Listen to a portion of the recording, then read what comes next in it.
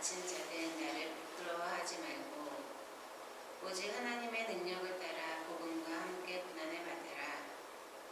하나님의 우리를 구원하사 거룩하신 소명으로 부르심은 우리의 행위 대로 하심이 아니요 오직 자기의 뜻과 영원 전부터 그리스도 예수 안에서 우리에게 주신 은혜대로 하심이라. 이제는 우리 구주 그리스도 예수의 나타나심으로 말미암아 나타났으니 그는 사망을 패하시고 복음으로써 생명과 썩지 아니할 것을 들이시는지라. 내가 이 복음을 위하여 선포자와 사도와 교사로 세우심을 입었노라. 이로 말미암아 내가 또 이 고난을 받되 부끄러워하지 아니함은 내가 믿는 자를 내가 알고 또한 내가 의탁한 것을 그날까지 그가 능히 지키실 줄을 확신함이라. 너는 그리스도 예수 안에 있는 믿음과 사랑으로서 내게 들은 바 바른 말을 본받아 지키고 우리 안에 거하시는 성령으로 말미암아 내게 의탁한 아름다운 것을 지키라. 아시아에 있는 모든 사람이 나를 버린 이 일을 내가 아나니 그 중에 부겔로와 허모게네도 있느니라. 원하건대 주께서 오네시보로의 집에 긍휼을 베푸시옵소서. 그가 나를 자주 격려해주고 내가 사슬에 매인 것을 부끄러워하지 아니하고 로마에 있을 때 나를 부지런히 찾아와 만났습니다. 원하건대 주께서 그로 하여금 그날의 주의 긍휼을 입게 하여 주옵소서. 또 그가 에베소에서 많이 봉사한 것을 내가 잘 아느니라. 아멘.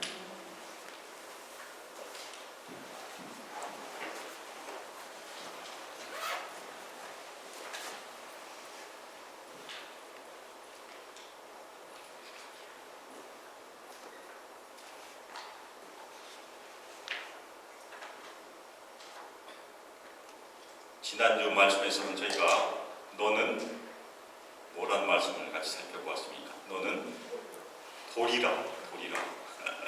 베드로가 돌이라. 그래서 우리 모두가 하나님께서 부르신 돌이고 예수를 믿는 순간 우리는 죽은돌에서 산돌이 되었고 또 산돌끼리 연결이 되어서 교회를 계속해서 세워가는 역할을 한다. 우리도 다 교회의 한 건축자들로 부름을 받았습니다. 지난 주간에 기사를 보셔서 아신 분들이 있겠지만 메시지 바이블 중에서 메시지라는 그 바이블이 있습니다. 그것을 잘 알려진 세계적으로 유명한 목회자이면서 신학자인 유진 피터슨 목사님이 소천을 하셨어요. 82세로 소천을 하셨는데 그분은 바로 이 근처에서 오랫동안 목회를 하셨습니다. 바로 벨에어예요. 벨에어.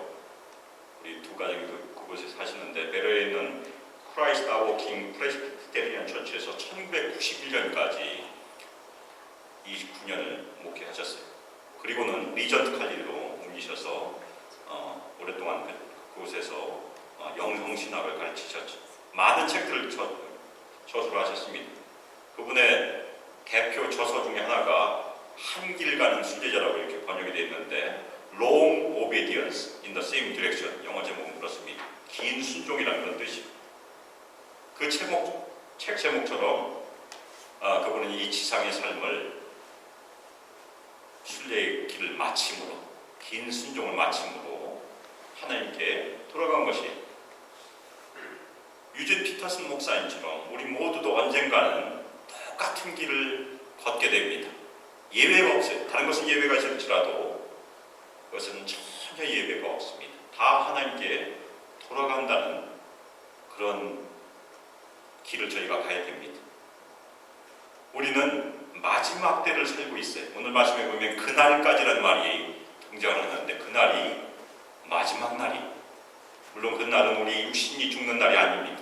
예수님께서 이 땅에 오시는 날, 재림하시는 날, 심판자로 오시는 날이 그날입니다. 그 마지막 때를 간절히 바람으로 그날을 소망함으로 사는 주님의 성도들입니다. 그래서 우리가 그 책 제목처럼 긴 순종, long obedience로 끝까지 순종하는 것이 저희의 신앙의 태도예요. 그래서 사도 바울도 디모데에게 유서처럼 이 편지를 쓰면서 오늘 말씀에서 마지막 때를 사는 신자들이 어떠한 신앙의 태도를 가져야 될까를 두 가지로 얘기합니다. 제목이 있으니까 무엇입니까? 두려워하지 말고 부끄러워하지 말라.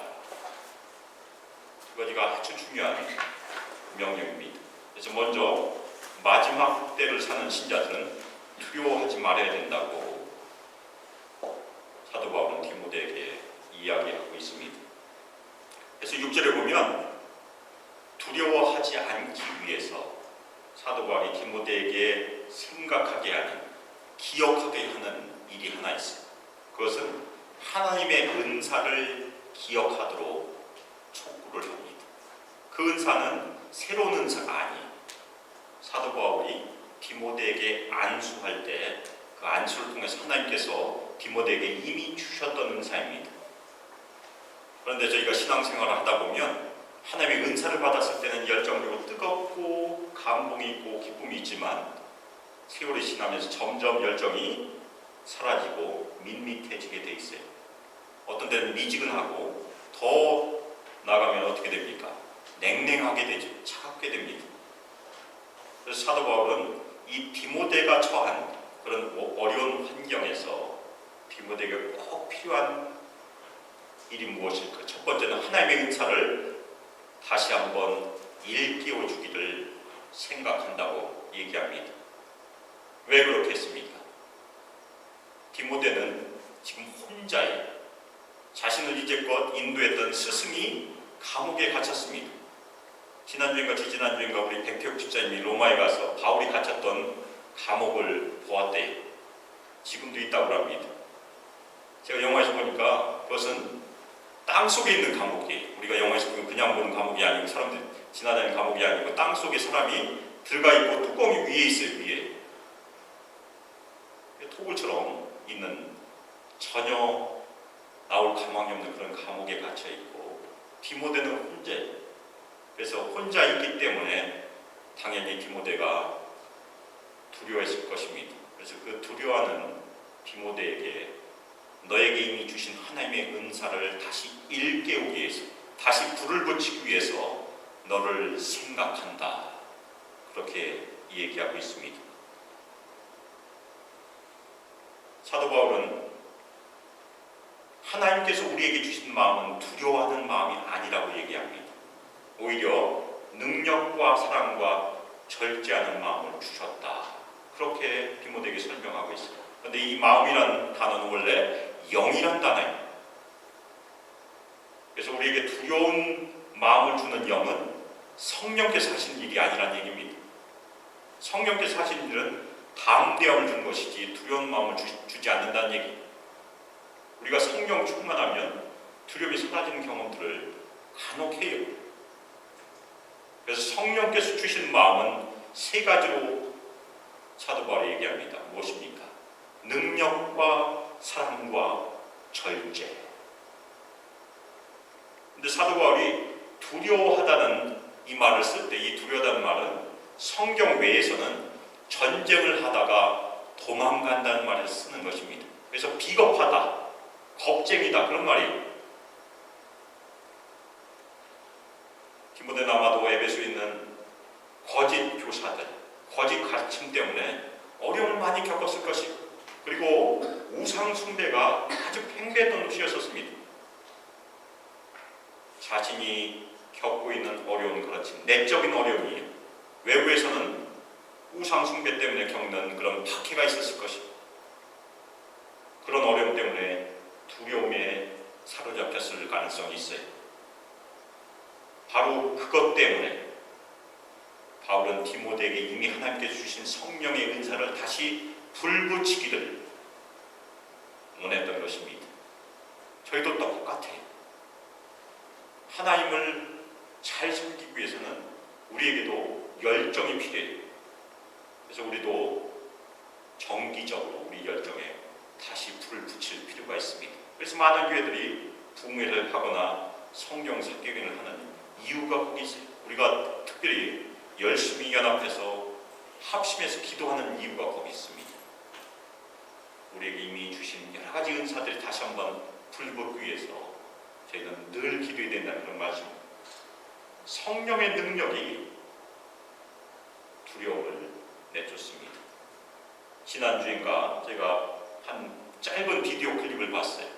어느 미국 교회 얘기인데 담임 목사님이 열심히 설교를 하다가 설교 도중에 강단에서 내려와서 밖으로 나가버리셨어요.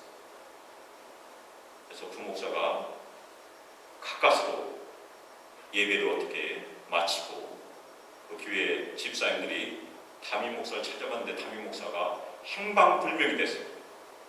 간신히 수송을 해서 숨어있는 담임 목사를 찾았습니다.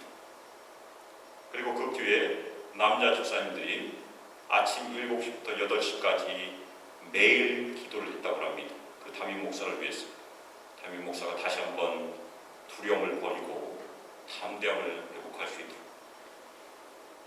1년 후에 담임 목사님 회복했고 당연히 그 교회는 부흥이 일어났어요. 왜냐하면 1년 동안 한번 기도해보세요. 1년 동안 저희 동일하게 시간을 정해서 기도하고서 부흥이 안 일어나면 그게 더 이상할 것 같아요.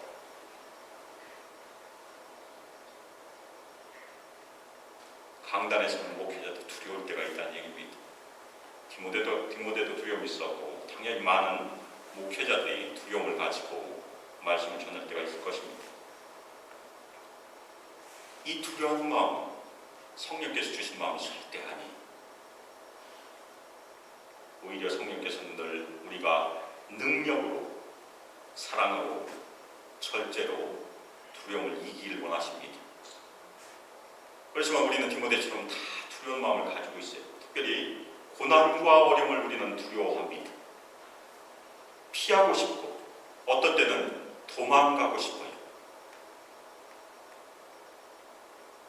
더군다나 바울이 지금 직면하고 있는 죽음을 두려워하지 않는 사람 아무도 없어요. 다 죽음에서 피하고 싶어하는 마음이 다 있을 것입니다.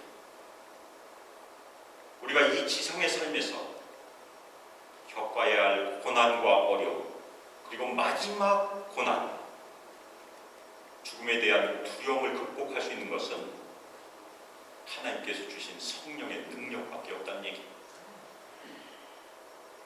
성도들이 마지막 때 숨이 끊어져가는 순간이 가장 두려운 순간이라고 마틴 로이드 존스 목사님이 그래서 쓰셨어요. 그때 사탄이 가장 많이 공격을 한대. 우리가 가지고 있는 믿음을 계속해서 의심하도록 공격한다고 합니다. 그때 우리는 누구를 붙잡아야 됩니까? 오늘 말씀에 나와요. 예수를 붙잡아야 된다는 것이 저희 또한 비결입니다. 성령께서는 임하시면 능력을 주십니다. 그래서 우리는 많은 사람들에게 복음을 전할 수 있어요. 그 다음에 사랑도 주실 수 있어요. 어제 유대인 회당에서 11명이 죽고 많은 사람들이 다친 그런 총격 사건이 있었어요. 증오의 범죄라고 저희가 알고 있습니다. 그 증오를 사라지게 하는 것이 성령의 능력이에요. 그 회당의 이름이 무엇인지 혹시 보셨습니까? 생명나무 트리 오브 라이프. 생명나무 회당에서 사람이 죽은 그런 비극이었었어요. 그리고 절제도 우리에게 주십니다. 이 절제는 심판과 연결이 돼요. 사도행전에 보면 사도 바울이 의와 절제와 심판이라는 말을 하는데 절제가 거기에 등장을 합니다. 우리가 마지막 때 예수님 앞에 선다는 것, 예수님의 심판대 앞에 선다는 것을 우리가 믿으면 우리는 우리 삶을 절제할 수 있다는 그런 말씀입니다. 그래서 절제도 성령의 은사 중에 하나예요. 그래서 우리가 늘 기도해야 될 것, 성령 충만을 위해서, 성령의 능력을 위해서, 그리고 저를 위해서도 계속해서 기도해야 된다는 그런 말씀입니다. 우리는 육신의 능력으로 사는 사람들이 아니에요. 육신의 능력으로 행하면 우리도 조금 일을 할 수 있어요. 그런데 성령의 능력으로 행하면 하나님은 크게 일을 할 수 있다는 것이 우리의 믿음이 아닙니까? 우리는 그 일을 소망하고 열심히 기도해야 돼요. 두 번째는 우리는 두려워하지 말아야 됩니다. 부끄러워하지 말아야 됩니다. 첫 번째가 두려워하지 말아야 되고 두 번째는 부끄러워하지 말라고 권면합니다. 근데 오늘 말씀 읽어보면 부끄러워하다는 말이 3번 등장해요. 이 말은 현재 바울의 처지가 세상 사람들의 눈으로 보면 부끄러워할 수 있는 처지라고 저희가 이해할 수 있습니다. 아주 유명한 사도이고 예수님을 직접 만났고 많은 능력도 행했고, 근데 아무 힘없이 채찍에 맞으면서 감옥에 갇혀서 죽음을 기다리고 있는 처지가 된 것입니다. 그 세상 사람들이 보면 아주 부끄럽게 생각했을 것이, 근데 바울은 그것을 부끄러워하지 말라고 권면을 하고 있습니다. 2가지를 부끄러워하지 마라. 첫 번째는 우리 주님의 증언, 예수 그리스도의 증언도 이 부끄러움이 포함이 되어 있습니다. 예수님께서 우리에게 어떻게 증언하셨습니까? 고린도전서 1장 13절에 보면 십자가에 못 박히신 예수 그리스도가 우리의 증언이, 우리는 십자가에 못 박힌 그리스도를 전하니 유대인에게는 거리끼는 것이요 이방인에게는 미련한 것이로되, 유대인들은 나무에 달린 자마다 저주받은 자라고 생각했기 때문에 십자가에 못 박힌 예수를 거리끼는 것으로 생각했어요. 어떻게 메시아가 나무에 달릴 수 있느냐? 그것은 불가능하다. 이방인들 어떻게 생각했겠습니까? 십자가에 못 박힌 중죄인이 어떻게 구원자가 될 수 있겠는가? 그것이 이방인들의 생각이고 지금도 불신자들의 생각일 수 있습니다. 그렇지만 우리가 이 땅에서 증거해야 될 증언은 무엇입니까? 십자가에 못 박힌 그 예수님이 우리의 구원자 되신다. 그것이 우리의 증언이고, 그 증언을 부끄러워하지 말라는 얘기입니다. 요한복음을 읽다 보면 예수님께서 뭐라고 얘기하십니까? 우리가 예수님을 시인하면 예수님께서도 아버지 앞에서 우리를 시인하실 것이다. 그런 말씀을 하세요. 역으로 오늘 말씀을 거기다 대입해 보면 우리가 십자가에 달리신 예수 그리스도를 부끄러워하면 예수님께서도 우리를 부끄러워하실 것이라는 얘기입니다. 다음으로 바울은 그분의 죄식 나를 부끄러워하지 마라, 그렇게 말합니다. 자신도 부끄러워하지 말라는 얘기입니다. 그분의 죄수란 말은 그분, 곧 예수를 증거하다가 감옥에 갇혔다는 얘기입니다. 전혀 풀려날 가망성이 없지만, 죽음을 기다리고 있지만 나를 부끄러워하지 말라고 2번째 부탁이, 우리가 부끄러워한다는 것은 불신앙을 포함합니다. 이 지상의 삶에서 자신의 처지를 부끄러워한다는 것은 우리를 이미 구원하셔서 하나님의 아들과 딸로 삼으신 하나님의 능력과 예수를 부끄러워한다는 것이 된다는 얘기입니다. 그것도 불신앙입니다. 따라서 우리가 이 땅에서 기뻐하고 자랑해야 될 것이 무엇입니까? 하나님의 자녀가 된 것, 하나님 나라에 들어온 것, 영생을 얻은 것이 우리가 기뻐하고 자랑해야 될 중요한 유산이. 바울은 계속해서 디모데에게 함께 고난을 받으라고 권면합니다. 그냥 고난을 받는 것이 아니고 함께라는 말을 여기 써요. 먼저 고난을 받되 복음을 위하여 고난을 받으라고 얘기합니다. 베드로전서 2장 20절에 보면 사도 베드로가 고난을 받되 자신의 잘못 때문에 고난을 받지 말고 선한 행위를 위하여, 특별히 복음을 위하여 고난을 받으라고 우리에게 권면합니다. 우리가 이 땅에서 복음을 위하여 권면을 받으면 기뻐해야 돼요. 선지자들이 그렇게 기뻐했습니다. 사도 베드로도 복음을 전하다가 맞지 않았습니까? 사도 바울도 복음을 전하다가 돌 맞아서 거의 죽을 뻔한 적도 있었어요.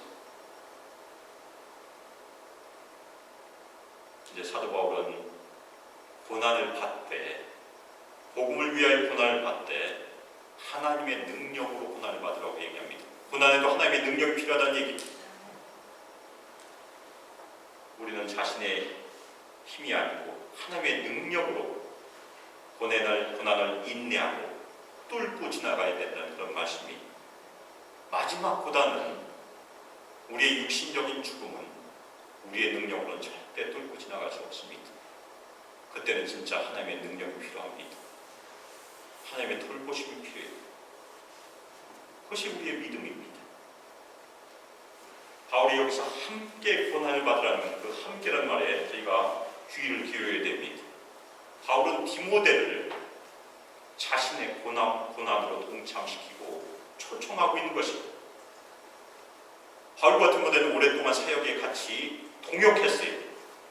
그런데 함께 고난에 참여하는 것은 바로 이 고난에도, 이 죽음에도 디모데를 초청하고 참여시킨 것입니다. 우리가 혼자 고난을 받으면, 혼자 어려움에 처하면 견디기가 쉽지 않아요. 그런데 다른 성도들과 함께 고난을 나누면, 어려움을 나누면, 짐을 나눠주면 그 짐은 쉽습니다. 그것이 교회의 원칙이기도 하고 소그룹의 원칙이기도 해요. 제가 제자 훈련 받을 때 소그룹의 5가지 원칙을 배운 적이 있습니다. 20년 전에 배웠어도 아직까지도 기억을 하고 있어요. 그 앞자리를 늘 외우고 있으니까. 1인 그 모카, 비밀 같은 얘기인데 주문 혹시 아십니까? 1인 그 모카. 첫 번째가 일반화의 원칙입니다.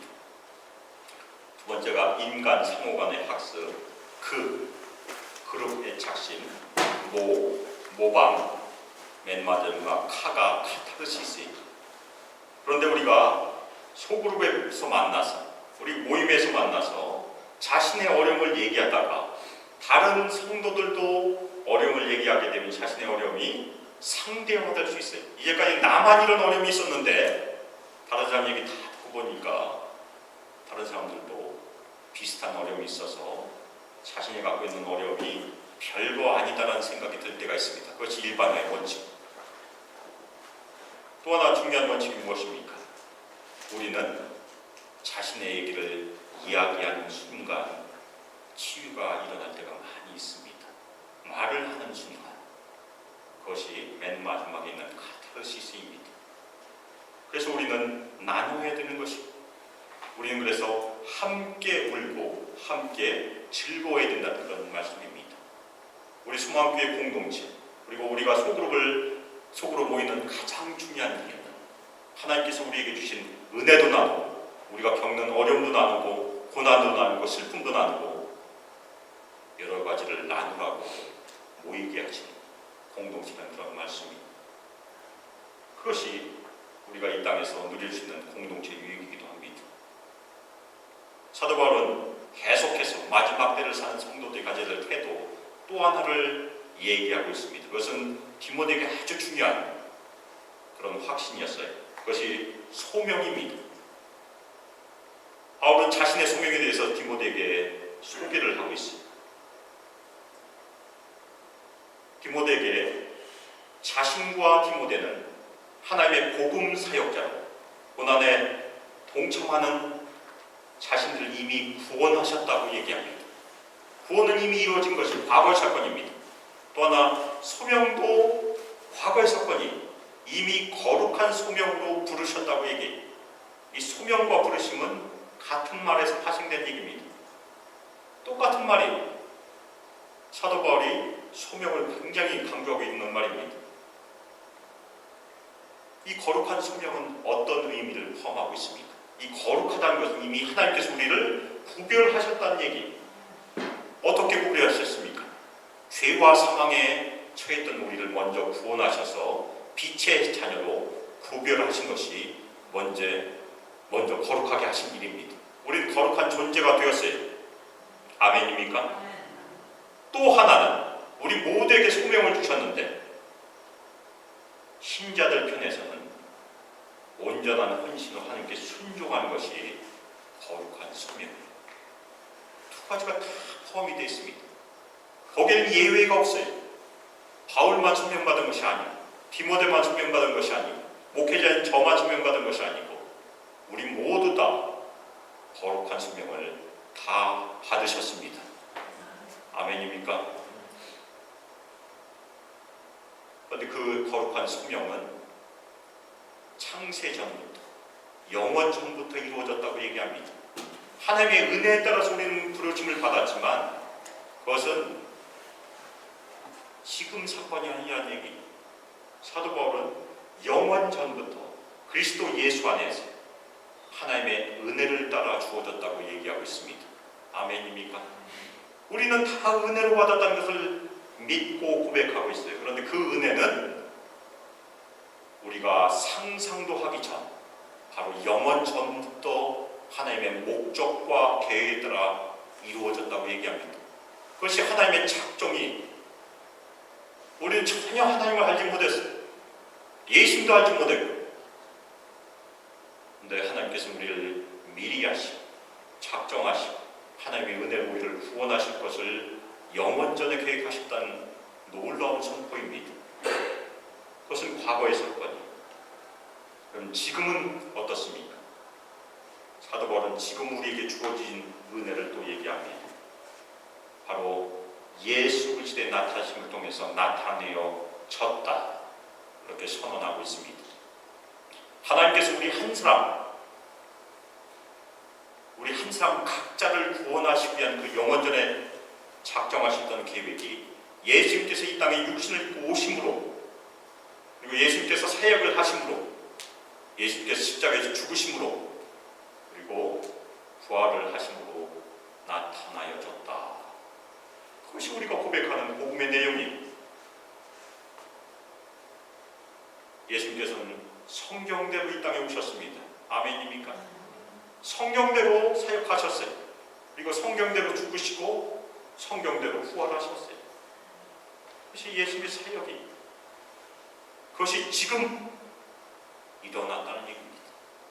그래서 사도 바울은 하나님의 은혜로 우리를 구원하신 그 사건을 두 가지로 압축합니다. 그래서 예수 그리스도는 첫 번째, 사망을 패하셨다. 아멘입니까? 두 번째, 복음을 통하여 생명과 썩지 아니함을 비추셨다. 또한 아멘입니다. 이 두 가지는 예수님의 중요한 두 가지 사역을 나타내 줍니다. 하나는 십자가의 사역이고 또 하나는 부활의 사역입니다. 예수 그리스도는 십자가의 죽으심으로 말미암아 사망을 패하셨어요. 아멘입니까? 그리고 부활하심으로 생명과 썩지 않는 영원한 빛을 우리에게 비추셨다는 그런 선언입니다. 그것이 사도 바울의 소명이에요. 사도 바울은 바로 그 사실, 예수 그리스도의 십자가의 죽으심과 부활을 증거하기 위해서 부르심을 받았다, 세움을 받았다라고 이어서 선언합니다. 그래서 선포자와 사도와 교사로 세움을 받았다. 그것이 하나님께서 세워주신 직분이에요. 그렇지만 이어서 자신은 그 복음을 선포하는 것 때문에 고난을 받고 있다고 얘기합니다. 저희가 이 땅에서 고난을 받되 바로 이것 때문에 고난을 받으라는 얘기, 복음을 선포하는 것 때문에, 예수를 믿는 것 때문에, 예수를 증거하는 것 때문에 고난을 받아야 된다는 그런 말씀입니다. 그것이 우리의 소명입니다. 그러나 바울은 자신의 고난을 부끄러워하지 않는다고 설명하고 있습니다. 선언하고 있습니다. 더 이상 풀려날 가망성이 없는 감옥에서 자신의 처형이 하루하루 가까워지고 있다는 그것을 직감하면서 자신이 꼭 거쳐가야 될 이 세상의 마지막 관문인 죽음을 부끄러워하지 않는다고 바울은 선언하고 있는 것입니다. 바울은 어떻게 고난을 부끄러워하지 않을 수 있었을까요? 두 가지 이유를 설명합니다. 첫 번째는 나는 내가 믿는 분을 잘 알고 있기 때문이다. 아멘입니까? 우리가 고난을 부끄러워하지 않으려면 우리가 믿는 예수님을 잘 알아야 된다는 얘기. 사도 바울은 자신을 다메섹 도상에서 만나셨고 자신을 부르셨고 편지를 쓰는 이 순간까지도 자신과 동행하신 그 예수님을 믿고 안다고 고백하는 것이 개인적으로 친밀히 하기 때문에 자신은 부끄러워하지 않는다, 두려워하지 않는다, 그렇게 고백하는 것입니다. 다음으로는 약속을 의지하는 믿음을 얘기합니다. 내가 의탁한 것을 그날까지 그가 능히 지킬 줄을 확신하기 때문이다. 이 의탁한 것은 영어로 얘기하면 그냥 디파짓이에요. 디파짓. 저희가 은행에 돈을 디파짓합니다. 그것은 누구의 거입니까? 내 거죠. 은행 것이 절대 아닙니다. 마찬가지로 하나님께서 우리에게 약속하신 것, 의탁하신 것이 분명히 있습니다. 이 의탁하신 것은 사도 바울의 생명입니다. 영생이 육신의 생명이 아니라 마지막 예수께서 다시 오시는 날, 심판의 날까지 어떤 어려움에도 불구하고 어떤 고난에도 불구하고 사도 바울의 영생을 끝까지 지키실 줄을 확신하고 있다는 그런 신앙 고백입니다. 우리는 두 가지가 다 필요하다는 얘기입니다. 현재 삶에서는 우리가 믿고 있는 누구를 잘 알고 있어야 됩니까? 예수님을 알고 있어야 돼요.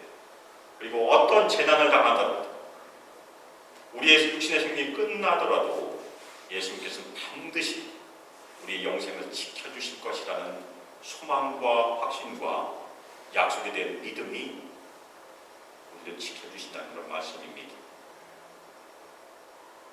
그것이 소명의식이에요. 우리는 다 부르심을 받았고 이 소명의식을 다 받았습니다. 그렇지만 언젠가 어떤 때는 그 소명의식이 불명확할 때가 있어요. 그래서 사도 바울은 그 불명확할 때, 두려워할 때 다시 불을 붙일 필요가 있다고 맨 서두에 얘기한 것입니다. 하나님의 은사를 다시 불 붙여라. 그것이 고난에 낙심하지 않고 주눅들지 않고 뚫고 지나갈 수 있는 비결입니다.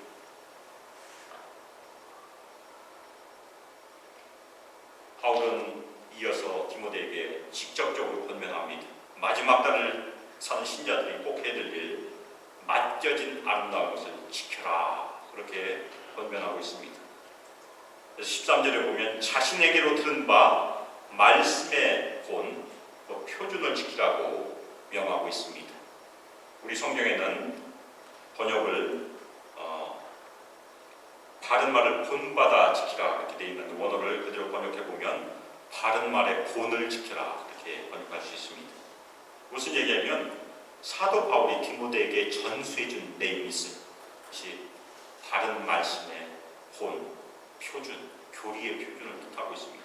그것을 끝까지 전수한 대로 지켜서 계승하는 그런 말씀입니다.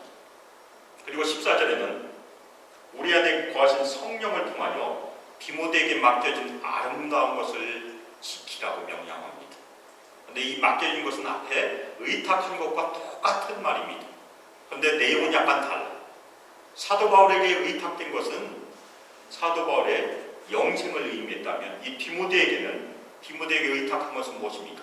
사도 바울에게 이미 주셨던 복음의 메시지를 뜻합니다. 복음의 메시지의 계승자가 디모데가 된 것입니다. 비록 자신은 정해진 뜻에 따라 하나님께로 돌아가게 되지만 자신의 생명은 하나님께서 취하시게 되지만 너는 너에게 맡겨진 이 아름다운 의탁된 복음의 메시지를 끝까지 지키라고 명령하는 것이 우리에게도 동일하게 우리 소망교회 우리 모든 성도들에게 성령을 통하여 아름다운 것을 다 맡겨주셨습니다. 여기는 예외가 없어요. 아멘입니까? 우리가 이 땅에서 해야 될 일 바로 그것입니다. 복음의 메시지, 특별히 평강의 왕으로 오신 예수의 메시지, 평화의 메시지, 화평케 하는 자로서 이 땅에서 사랑을 실천하고 평화를 실천하는 것이 저희가 해야 될 중요한 사명입니다. 바울은 끝으로 바울을 부끄러워했던 사람들과 바울을 부끄러워하지 않았던 한 사람을 소개합니다. 15절 한 절은 바울을 부끄러워했던 많은 사람들이 소개되는데 아시아에 있는 모든 사람들이 자기를 버렸다고 얘기해요. 물론 복음을 버렸다고 얘기할 필요는 없어요. 사도 바울이 감옥에 갇혔는데 더 이상 풀려날 가망성이 없어요. 그래서 그동안 동역했던 동역자들이 사역에서 사도 바울을 떠나기 시작했던 것을 저희가 이해할 수 있습니다. 더 이상 사도 바울은 풀려날 가망성이 있으니까 이제부터는 우리가 우리의 길대로 복음을 전하겠다 떠난 사람들이 있었다는 얘기입니다. 그 중에 부겔로와 호모게네가 있다고 바울은 말하고 있어요. 그런데 끝까지 사도 바울을 떠나지 않았던 한 사람이 여기 등장합니다. 심지어 편지를 쓰는 도중에 얼마나 사도 바울이 그 사람에 대해서 감격을 했는지 하나님께 그 사람을 위해서 기도를 해요. 주께서 오네시포로 집에 긍휼을 베푸시옵소서. 그 사람 이름이 오네시포로예요. 이 사람은 원래 에베소 사람이었던 것 같아요. 근데 바울이 첫 번째로 감옥에 갇히자 로마로 갔던 것 같습니다. 그때부터 바울을 섬기기 시작했어요. 그래서 자주 찾아가서 격려했고 위로했습니다. 그리고 마지막 때 갇히니까 다른 사람들 다 떠났지만 오네시모로는 떠나지 않았어요. 사슬의 메인 하나님의 사도, 예수 그리스도의 사도를 부끄러워하지 않았다는 얘기입니다.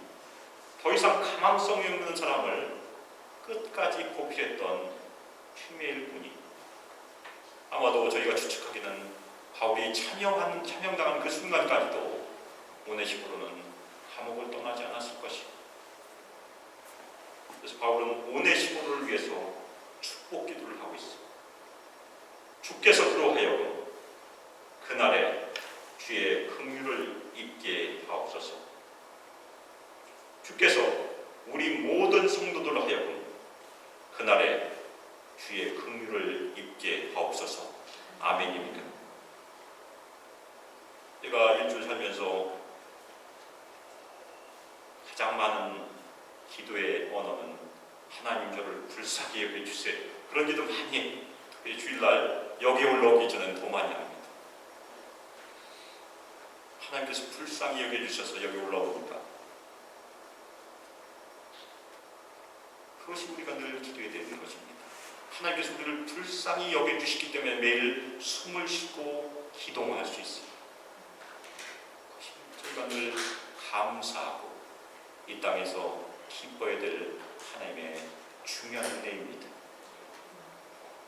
마지막 날 저희 인생이 끝나는 날에 저희는 다 예수님을 보게 될 것입니다. 그때 부끄러워하지 않고 담대함, 기쁨으로 주님을 만나시길 주님의 이름으로 축원합니다. 오늘 말씀에서 마지막 때를 사는 성도들이 가져야 될 두 가지 중요한 원칙이 있었어요. 무엇입니까? 첫 번째는 두려워하지 마라. 두 번째는 부끄러워하지 마라. 근데 두려워하지 않기 위해서 비결은 무엇이었습니까? 성령의 은사에 불을 다시 붙여라. 여기는 기도가 필요합니다. 하나님께 간절히 기도해야 되는 것입니다. 특히 우리 성도들이 연합해서 기도할 때마다 우리 수만교회 하나님의 불을 다시 붙여주세요. 성령의 불을 부어주세요. 그렇게 기도하시길 주님의 이름으로 축원합니다. 저도 지난주에 어떤 계기가 있어서 다시 열심히 기도하고 있어요. 틈 있을 때마다 성령의 불을 부어주시길, 성령께서 우리를 다시 붙여주시길 기도하고 있습니다. 두 번째, 우리가 부끄러워하지 않을 수 있는 비결은 무엇입니까? 사도 바울이 이미 얘기한 말씀이 있습니다. 나는 내가 믿는 분을 잘 안다. 예수를 잘 아는 것이 부끄러워하지 않는 비결이라는 얘기. 특별히 히브리서 12장 2절이 그것을 잘 얘기해 줍니다. 믿음의 주요 또 온전하게 하시는 이인 예수를 바라보자.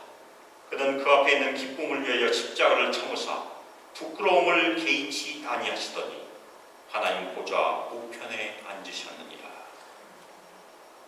예수님께서도 이것을 거쳐가셨어요.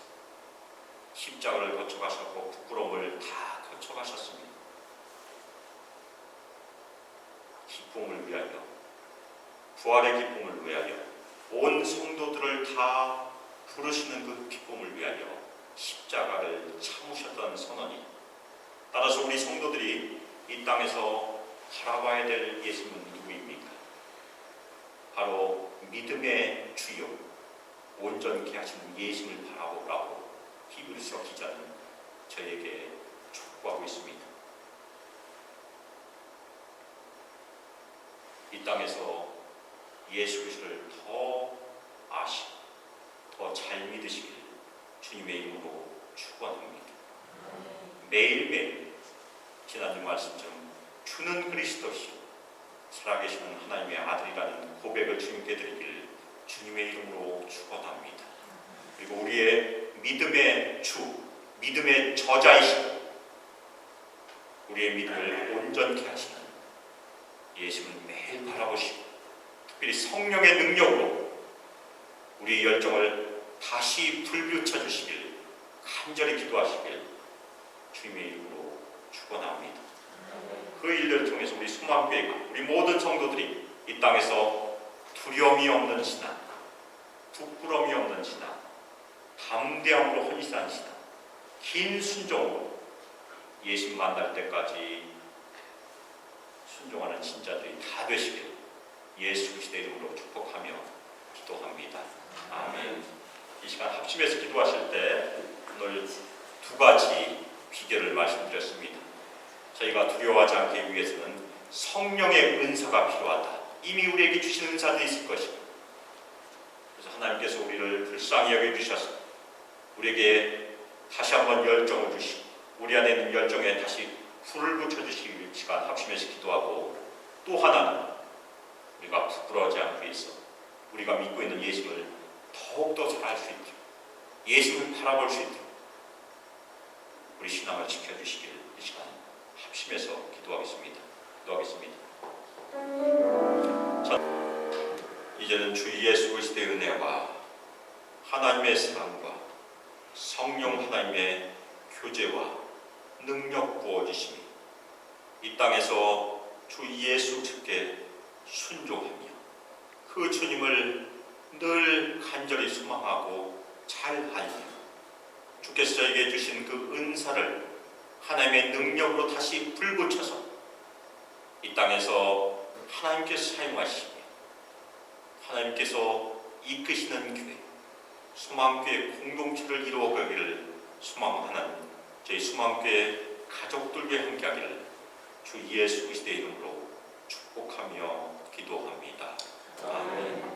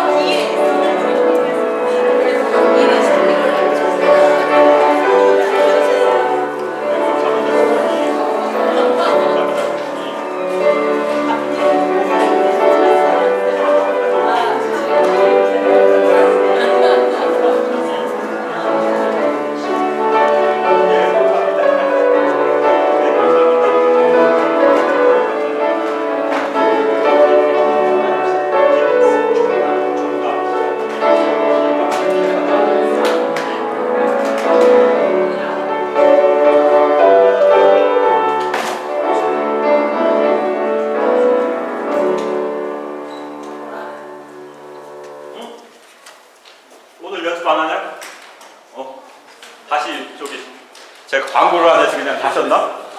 이번 주는 저기 집사님들 많이 빠지시고. 아, 그래서 한 주씩 쉬죠, 집사님. 네.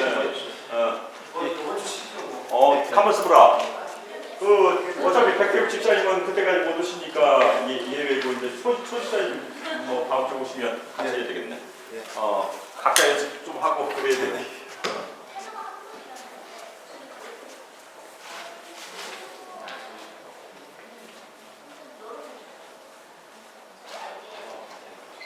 수고 많이 하셨어요.